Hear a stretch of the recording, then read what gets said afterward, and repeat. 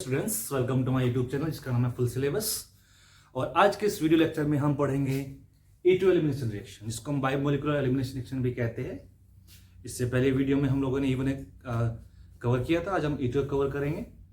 ठीक है, तो सबसे पहले बात करेंगे, इसके बाद में जो इंपॉर्टेंट पॉइंट्स है, क्या फैक्टर्स है जो इस E2 एलिमिनेशन को फेवर करते हैं, कैसे इसमें ट्रांजिशन स्टेट बनती है, कैसे होता है। तो जो सबसे पहली बात यहाँ पे है, जैसे मैंने आपको E1 में भी बताया था कि वहां पे वीक बेस चाहिए होता है।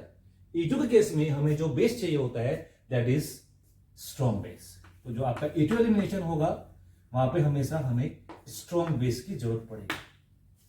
ठीक है, सेकेंड पॉइंट यहाँ पे जो है दैट इज E1 में कार्बोकेटायन इंटरमीडिएट बना था, यहां पे एक ट्रांजिशन स्टेट बनती है। दैट मीन्स रिएक्शन प्रोसीड या you can say reaction involves the formation of a transition state.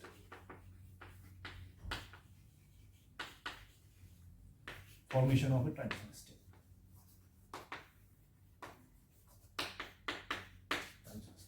Okay? And the third point that is very, very important for this is, for this beta elimination, that is this E2 elimination. This third point is very important. That is the proton and the leaving group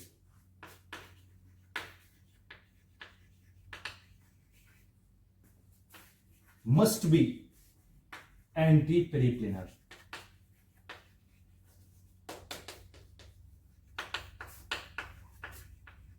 That means इसका मतलब क्या है? Anti पेरिप्लेनर का मतलब क्या है? Suppose करो ये मेरा मॉलिक्यूल है, ठीक है, मुझे इस पर एलिमिनेशन करवाना है। अगर मेरा प्रोटॉन यहां पे ऊपर की साइड में है तो मेरा लीविंग ग्रुप यहां पे नीचे की साइड में होना चाहिए, तभी हमारा जो E2 एलिमिनेशन है वो होगा और काफी फास्ट होगा। ठीक है, अगर मेरे जो हेलोजन है, लिविंग ग्रुप जो मेरा है, और जो मेरा लिविंग प्रोटॉन अगर वो दोनों एक ही डायरेक्शन में है तो वहां पे आपका E2 एलिमिनेशन नहीं होगा। This is the must condition for this E2 elimination. वहां पे क्या हो सकता है? वहां पे सब्स्टिट्यूशन हो सकता है, कंपटीशन चलता है एक्चुअली एलिमिनेशन सब्स्टिट्यूशन के बीच में, और डिस्कस करेंगे हम बाद की क्लासेस में एलिमिनेशन खत्म करने के बाद कि कैसे कंपटीशन होता है और कैसे इसको हम पता लगाते हैं।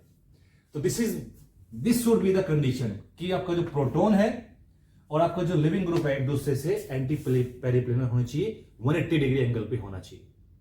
ठीक है, एक इधर है तो दूसरा इधर होना चाहिए। ओके, ऐसा क्यों होता है ये भी मैं आपको बताऊंगा। ओके, तो इसमें ये तीन बड़े ही जरूरी पॉइंट है जो आपको पता होना चाहिए। एक, स्ट्रॉन्ग बेस हमें चाहिए होता है, दूसरा इसमें ट्रांजिशन स्टेट बनती है, एंड थर्ड वन इज जो हमारे ग्रुप्स है वो कैसे होना चाहिए? एंटी पेरिप्लेनर होना चाहिए। एक रिएक्शन देखते हैं, देन उस रिएक्शन की से हम एक्सप्लेन करेंगे। सो लेट्स सी, मेरे पास ये कोई कंपाउंड है, छोटा सा ले लेते हैं, सील यहां पर लगा देते हैं। ओके, अब मुझे इसमें क्या करना है? मुझे इसमें करना है E2 elimination. That means I need a base that is strong base. So मैं यहां पे जो बेस ले रहा हूं that is ethoxide ion. Okay, and the product will be here. Again हमारा क्या होगा? एलिमिनेशन प्रोडक्ट यहां पे बनेगा, एक एल्कीन बनेगी। ठीक है, 2 सिग्मा बॉन्ड ब्रेक होंगे और एक पाई बॉन्ड इसमें बनेगा। This will be the product of this reaction. अब इसका हम देखते हैं इसमें ट्रांजिशन स्टेट कैसे बनेगी, ये वाली, और ये कैसे होगा ये भी तो भी देखना है। अभी तो मैंने सिर्फ बात की किसकी? स्ट्रॉन्ग बेस की। प्रोडक्ट अगर मैं इसमें E1 भी कराता हूं तो भी प्रोडक्ट वही मिलेगा, प्रॉब्लम कुछ नहीं है। अगर मैं यहां पे E1 रिएक्शन भी करा दूं, इसमें अगर मैं इथेनॉल भी डाल दूं तो भी प्रोडक्ट मुझे ही मिलेगा। ठीक है, प्रोडक्ट तो मेरा ही होगा, बट इसके केस में जो रिएक्शन होगी वो स्लो होगी, क्योंकि यहां पे प्राइमरी कार्बोकेटायन बनेगा जो कि वीक कार्बोकेटायन होता है। ओके, सो अभी इसको छोड़ देते, अभी हम E2 पर फोकस करेंगे। So we need a strong base. Okay, अब इसमें ट्रांजिशन स्टेट कैसे बनती है वो देखते हैं, और कैसे ग्रुप हमारे एंटी पेरिप्लेनर होना चाहिए। ओके, सो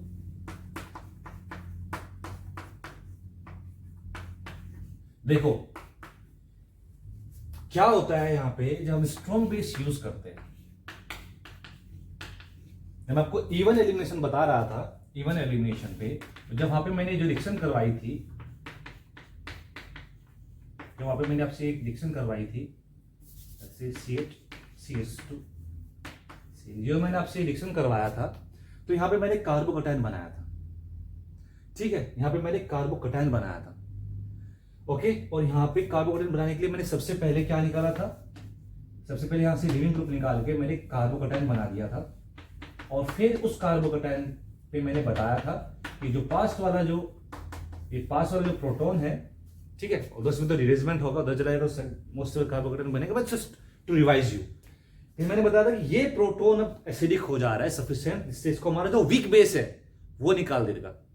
लेकिन यहाँ पे हमारा जो बेस है वो स्ट्रॉन्ग है, वो इसके फॉर्मेशन की जरूरत उसको नहीं है, इसके पास इतनी एनर्जी है, इसके पास इतनी पावर है कि ये सीधा इस प्रोटॉन पे अटैक कर सके और इसको रिमूव कर सके, ठीक है।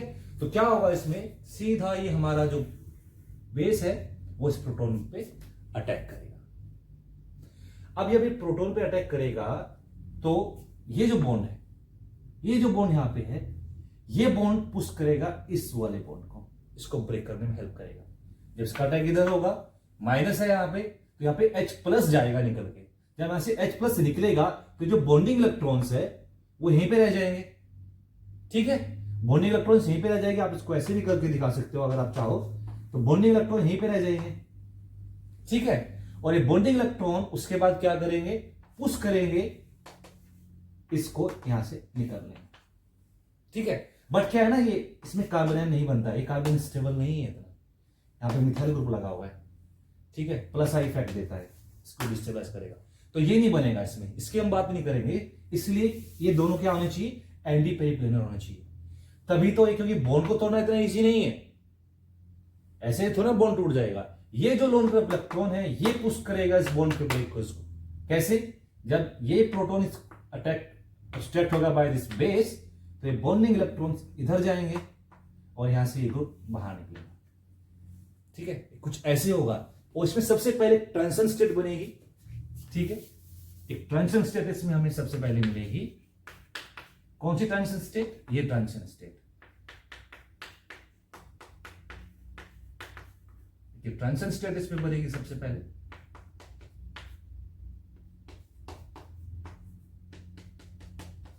एक ट्रांजिशन स्टेट इसमें बनती है, और उसके बाद क्या होता है, बॉन्ड ब्रेक होते हैं कंप्लीटली और बॉन्ड बनते हैं कंप्लीटली। अब ये जो बॉन्ड है इस कार्बन हाइड्रोजन के बीच में, अब ये पार्शियल बॉन्ड है, कंप्लीट बॉन्ड नहीं है, ये कुछ टूट चुका है, कुछ ये रहता है। लाइकवाइज अब इस कार्बन के बीच में पार्शियल डबल बॉन्ड कैरेक्टर है, और इस कार्बन और Cl के बीच में पार्शियल सिंगल बॉन्ड कैरेक्टर है, ठीक है। इसकी ट्रांजिशन स्टेट बनती है, एंड इसके बाद क्या होता है, आपका यहां से प्रोटॉन निकलेगा, Cl- निकलेगा, and you will get your alkene. Okay okay, clear. इसका मैकेनिज्म है छोटा सा single step, sorry single step mechanism, considered mechanism इसको बोलते हैं।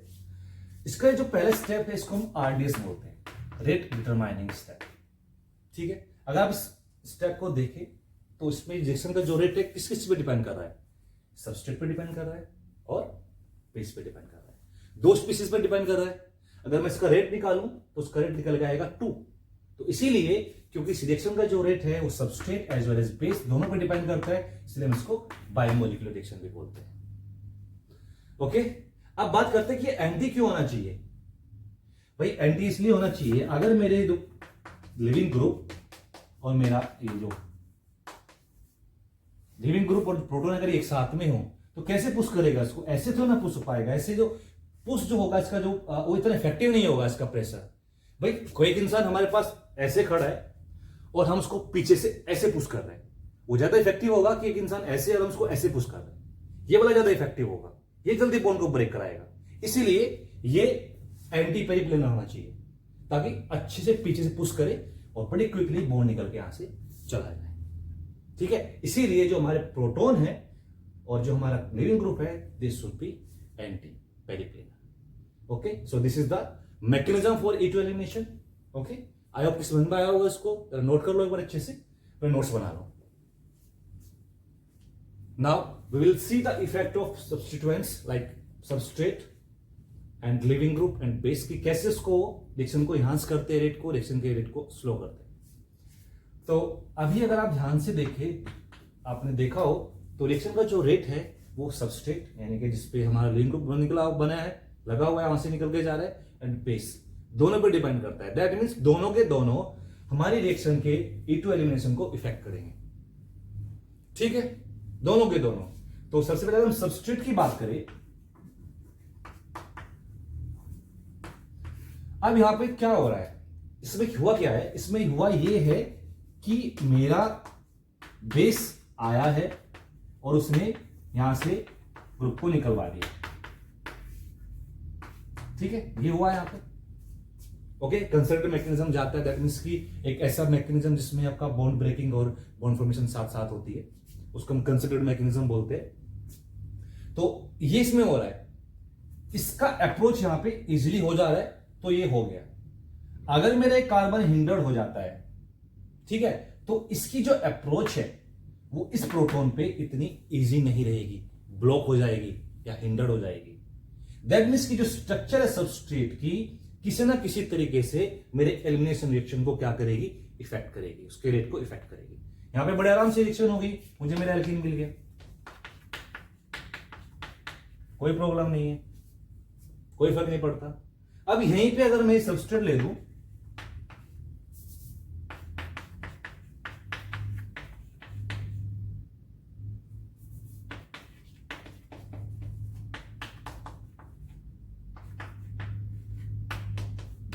अब मेरे पास ये सबस्ट्रेट यहां पे हो गया। अब क्या यहां पे जो मेरा बेस है, जो ये बेस मैंने लिया, इसकी अप्रोच इतना ही इजी यहां पे होगा जितना इजी यहां पे था। टर्सरी हो गया, इसको चलो सेकेंडरी बना लेते, तो टर्सरी तो ज्यादा हो गया, ये कर देते।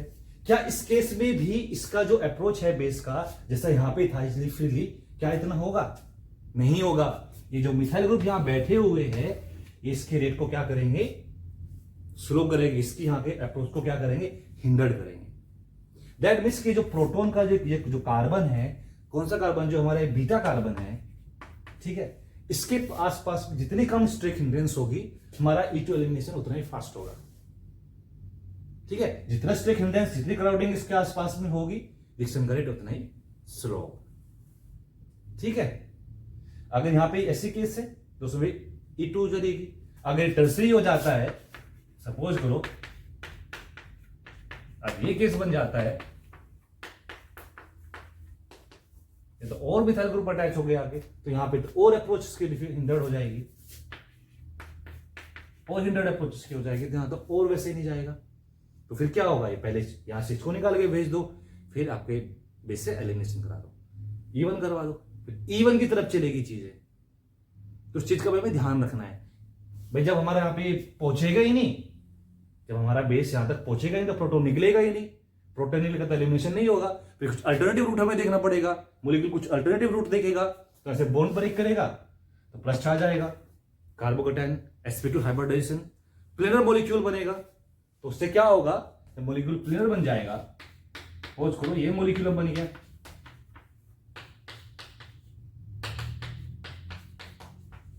ये बन गया। अब जो मेरा बेस है उसके स्पेस मिल जाएगा उसको यहां तक जाने के लिए, तो आराम से इसको यहां से निकाल देगा। ठीक है, हमें प्रोडक्ट बन जाएगा। तो सबस्ट्रेट की स्ट्रक्चर भी E2 एलिमिनेशन की रिएक्शन की रेट को क्या कर सकती है, अफेक्ट कर सकती है। ठीक, E2 करते करते हम तो E1 के पास पहुंच गए।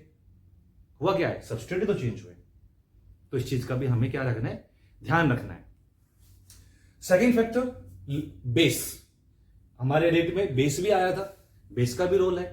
अब हमारा बेस जितना स्ट्रांग होगा उतना ही फास्ट हमारा E2 एलिमिनेशन होगा। ठीक है, यानी कि अगर हम बेस का इफेक्ट देखेंगे तो fast is the strongest base, stronger base, fast elimination, fast E2 elimination. Okay, now तीसरी चीज क्या रहेगी यहां पे, लिविंग ग्रुप।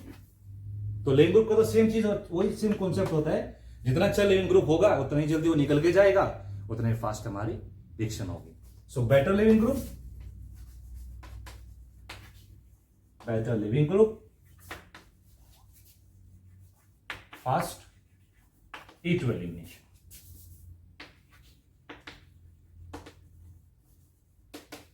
ओके, तो ये 2-3 फैक्टर्स है जो इस रिएक्शन के रेट को इफेक्ट कर सकते हैं। तो आपको इस चीज का ओके नाउ एग्जांपल देख लेते हैं इनका। स्ट्रॉन्ग बेस कैसे करता है, लीविंग ग्रुप बेटर तो कैसे करेगा, एक एग्जांपल भी देख लेते हैं। ओके, एग्जांपल ले लेता हूं मैं एक। तो मेरे पास अगेन आपको चीज का ध्यान रखना है, अगर हम एक चीज कंपेयर करें तो दूसरी चीज हमारी कांस्टेंट होनी चाहिए। अब ये नहीं कि हम दो चीजें वेरी करें फिर कंपेयर करें। अब मैं आपको लिख दूं भाई मेरे पास एक ये सबस्ट्रेट है और एक मेरे पास ये सबस्ट्रेट है। अब मैं दोनों की रिएक्शन को कंपेयर कर रहा हूं। इसमें मैंने डाल दिया क्या, इथोक्साइड, और इसमें मैंने डाल दिया हाइड्रोक्साइड। और अब मैंने बोला कि भाई बताओ किसमें फास्ट है किसमें स्लो है। ऐसे तो ना होता है, चीजें एक जैसी कंपेयर होती है। इसमें तो ये भी लग जा रहा है, ये भी लग जा रहा है। ऑल्दो मैं आपको बता सकता हूं इसमें किया जा सकता है, इतना बड़ी बात नहीं है, बट स्टिल हमें क्या करना होता है, हमें क्या देखना होता है कि हमें सबस्ट्रेट हमारा ऑलमोस्ट एक जैसा अगर हो तो रिएक्शन का रेट हम अच्छे से कंपेयर कर सकते हैं। इसमें तो आप देखो OH माइनस है, ये इसमें निकल गया, यहां पे रिएक्शन होगी, यहां पे रिएक्शन होगी, OH लग गया, यहां पे OH सॉरी यहां पे डबल बॉन्ड आ गया, यहां पे डबल बॉन्ड आ गया, बट रिएक्शन हम कंपेयर यहां पे नहीं कर पाएंगे। मैं OH माइनस और OH माइनस के बीच में कंपेरिजन कब कर सकता हूं, जब मैं दोनों की रिएक्शन सेम सबस्ट्रेट से कराता हूं। अगर मैंने इसकी रिएक्शन OH माइनस से करवाई है और सेम सबस्ट्रेट की रिएक्शन मैंने हाइड्रोक्साइड आयन से करवाई है, तो इस केस में मैं इन दोनों रिएक्शन के रेट को कंपेयर कर सकता हूं। मैंने आपको लास्ट टाइम भी ये चीज समझाई थी जब मैं आपको इवन पढ़ा रहा था, जब मैं इसमें लिविंग ग्रुप का मैंने आपको इफेक्ट बताया था कि सेम पैरामीटर होना चाहिए, एटलीस्ट एक चीज तो सेम हो, तभी तो दूसरे को कंपेयर करेंगे। अगर दो चीज वेरी करेगी तो कंपेरिजन थोड़ा डिफिकल्ट होगा। तो सबसे पहले डिस्कस करते हैं मेरी दोनों रिएक्शन को। इसके लिए मैं यही रिएक्शन में ले देता हूं, ठीक है। अब यहां पे मैंने जो बेस लिया है वो मेरा इथोक्साइड आयन है, यहां पे मेरा हाइड्रोक्साइड आयन। इन दोनों में अगर मैं इथोक्साइड आयन और हाइड्रोक्साइड को कंपेयर करूं तो इथोक्साइड आयन जो मेरा है एक स्ट्रॉन्ग बेस है as compare to hydroxide ion. क्यों? क्योंकि यहां पे क्या ऑप्शन के पास क्या लगा हुआ है, एक एल्काइल ग्रुप लगा हुआ है, ठीक है, और यहां पे सिर्फ हाइड्रोजन लगा हुआ है। तो ये प्लस आई इफेक्ट की वजह से इसका जो बेसिसिटी है वो इंक्रीज हो जाएगी। इसकी बेसिसिटी इतनी ज्यादा स्ट्रॉन्ग नहीं होगी जितना कि इसका है। तो इसके केस में जो रिएक्शन होगी वो थोड़ी सी फास्ट होगी as compare to this one. Product दोनों में सेम बनेगा, दोनों में सेम एल्कीन बनेगी, दोनों में सेम एल्कीन बनेगी, बट जो रिएक्शन का रेट होगा वो इसमें फास्ट होगा as compare to this one, ठीक है। जो मैंने बात पहले एग्जांपल जो लिखा था आप उसको भी करके कंपेयर कर सकते हो, बट दोनों में सबस्ट्रेट सेम होना चाहिए, आप अलग अलग बेस ले सकते हैं। ओके, लिविंग ग्रुप का इफेक्ट भी हम ऐसे देख सकते हैं, यहीं पे चेंज कर देते, फिर उसको Cl रहने देते और इसको I कर देते हैं। अब यहां पे हमें क्या करना होगा, हमें अपने अब बेस सेम रखना पड़ेगा। पहले बेस अलग अलग थे, सबस्ट्रेट हमारे सेम थे, अब हमारे सबस्ट्रेट अलग अलग है तो हमें बेस सेम रखने पड़ेंगे, तभी हम कंपैरिजन कर सकते हैं। एल्कीन दोनों में सेम बनेगी, बट जो I माइनस हमारा होता है एक बेटर लिविंग ग्रुप है as compare to Cl minus. तो इसके केस में रिएक्शन का रेट फास्ट होगा, ये फास्ट होगी as compare to this one, ये थोड़ी स्लो हो जाएगी, ठीक है। Cl की वजह से स्लो होगी। अब आपके पास मैं आपको एक क्वेश्चन दे रहा हूं, आपको सोचना उसके बारे में कि जो I माइनस है ये अच्छा लिविंग ग्रुप क्यों है as compare to Cl minus. सोचना, ऑल्दो मैं पहले बार इसको बता चुका हूं, पहले वीडियोस में मैंने एक्सप्लेन किया हुआ है अच्छे से कि ये अच्छा लिविंग ग्रुप क्यों है, ये बुरा लिविंग ग्रुप क्यों है, बट स्टिल आप बताना, पता तो चलेगा आप लोग वीडियो देखते भी कि नहीं, हमारी मेहनत कहीं काम आ रही है कि नहीं आ रही है। तो ये आप कमेंट बॉक्स में मुझे डाल के बताना कि दोनों में कौन सा स्ट्रॉन्ग है, कौन सा बेटर लिविंग ग्रुप है और कौन सा पुअर लिविंग ग्रुप है। क्लियर? Okay, good. नाउ फिर से हम बात करेंगे यहां पे एक और फैक्टर की। जब हम V2 एलिमिनेशन पढ़ते हैं वहां पे एक चीज और आ जाती है, वो क्या है, वो है सेल्फ एलिमिनेशन।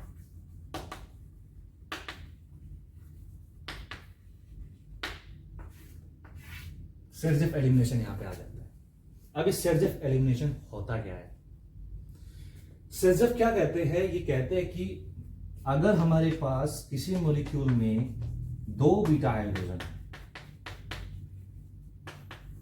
ठीक है, अगर मेरे पास किसी मॉलिक्यूल में 2 बीटा हाइड्रोजन है एंड दोनों के दोनों हाइड्रोजन वहां से निकल सकते हैं, तो उस केस में जो मोर सब्स्टिट्यूट एल्कीन होगी that will be the major product.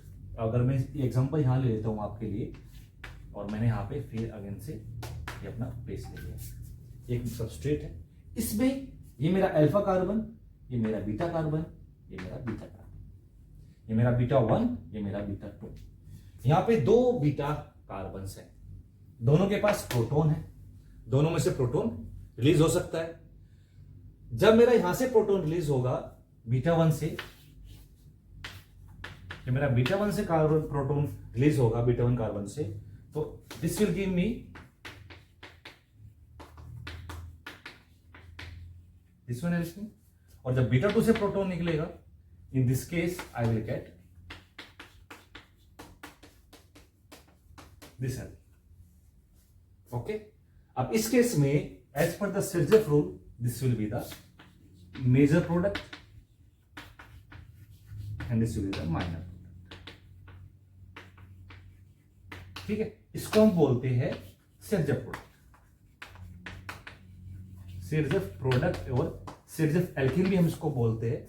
और ये जो माइनर प्रोडक्ट है जो कि आपकी लेस सब्स्टिट्यूट एल्कीन है, इसको आप हॉफमैन प्रोडक्ट भी बोलते हैं।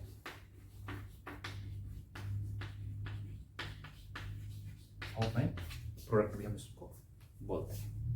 तो जो मेरा E2 एलिमिनेशन है, ठीक है, इसमें दोनों पॉसिबिलिटी है, इसमें हॉफमैन प्रोडक्ट भी बन सकता है, इसमें सिरजेफ प्रोडक्ट भी बन सकता है। अब वो डिपेंड करेगा आपके कुछ रिएक्शन कंडीशंस पे, कब हॉफमैन बनेगा, कब सिरजेफ बनेगा। मोस्टली कॉमनली सिरजेफ ही बनता है, बट इन फ्यू केसेस 4 से 5 पॉइंट है जो आपको पता होना चाहिए, उन केसेस में हमें हॉफमैन प्रोडक्ट बनता है, otherwise will obtain always Saytzeff product. Okay, अब यहां पे ये जो एल्कीन है ये मेजर है, कॉमनली यही एल्कीन बनती है। इस एल्कीन का बनना बहुत कॉमन है, कॉमनली यही बनती है। अब ये कॉमनली ये क्यों बनती है, ये क्यों सिर्फ 4-5 केसेस में बनती है, ये आपके लिए क्वेश्चन है। ये मेजर क्यों है, क्योंकि ज्यादा स्टेबल है, ज्यादा स्टेबल मैं बता दूं कि ये एल्कीन जो है ज्यादा स्टेबल एल्कीन है as compare to this one. अब इसका आंसर आपको मुझे कमेंट बॉक्स में बताना है कि ये ज्यादा स्टेबल एल्कीन क्यों है और ये कम स्टेबल एल्कीन क्यों। ठीक है, आई होप कि आपको ये लेक्चर समझ में आया होगा, रिएक्शन समझ में आई होगी। स्टिल अगर आपके माइंड में कोई डाउट रह जाता है, आप उसको कमेंट बॉक्स में डाल देना, will explain you everything. Okay, thank you so much for watching this video, thank you.